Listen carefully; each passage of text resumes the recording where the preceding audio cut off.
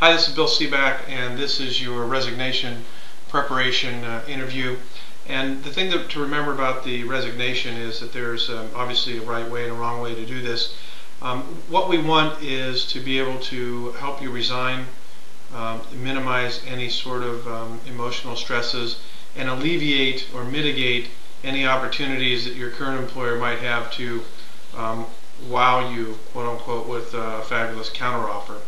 And Harvard Business Review did a study, and they said that 95% of all people who accept counteroffers are gone within the first 13 months because, for a number of factors, but largely because the things that caused the person to want to look for a new opportunity never actually got changed in the months following the acceptance of the counteroffer. In other words, the organizational structure of the company never changed to satisfy the employee's requirements. The second thing is that once you sort of raise your hand and say, hey, look, I no longer want to be a part of this club, I want to be a part of that club, then that employer really is reacting out of a critical and dire need to stopgap a problem in his organization. And of course, you happen to be the closest solution to that. So why not spend a little bit more? Why not promise the secretary that you never got? Why not promise to change the circumstances? Anything they can do to keep you is what they're going to do. But believe me, as Harvard found out, most of those people leave shortly after within a year, because the reality is that those companies actually never do change to make it a better place to work. Okay, so how do you properly resign, and how do you not properly resign? Well, what we recommend, and what we've been recommending for 14 or 15 years, is very short, simple, sweet, to the point, leaving no room for misinterpretation or further dialogue. I suggest you write a letter, and the letter should read as follows. Dear Jim, I'm informing you that I'm resigning. I've accepted an offer with another firm, and the purpose of this letter is to help to make the transition as smooth as possible. And that's the end of the letter. You sign it. I recommend that you schedule a time to talk to your current employer, and you go in, you hand them the letter, answer any questions that they may have, and then you get out of the meeting. Remember, your purpose for letting them know is to help them make the transition to whoever is going to replace you as smooth as possible. Now, this letter is a very tactful way of letting your current employer know you're not interested in a counteroffer. You've made up your mind, that you've moved on. Where you go and what you're going to be doing is absolutely of no concern to them. And I highly recommend against you telling them what you're going to be doing in your new endeavor.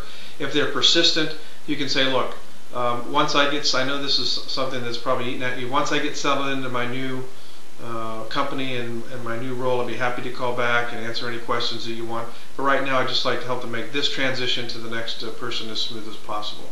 I would really advise against, writing some flowery letter about how grateful you are for the opportunity and all the years together and all those sorts of things, because all you're really doing there is giving your employer ammunition to give you a counteroffer. And we know that, based on our studies, that the counteroffer is the kiss of death. So you want to get in, speak your piece, and get out. It's that simple. Now, the psychology, the psychodynamic rather, of the resignation is pretty simple. You're breaking this supplicant relationship you have with your employer, and so naturally they're going to be resistant to that, and they'll have one of a couple of reactions. Number one is the manipulative reaction. How can you do this to us at this point in time? We need you. What can we do to keep you? The second reaction is I always knew there was something going on, and I don't appreciate your behavior. Don't let the door hit you in the ass. And then the third reaction, which you would hope to see, would be someone who would actually agree with your decision and understand that you know what's best for you and your career and your family, and say, well, thank you very much for letting us know. Is there anything I can do to help you in this transition?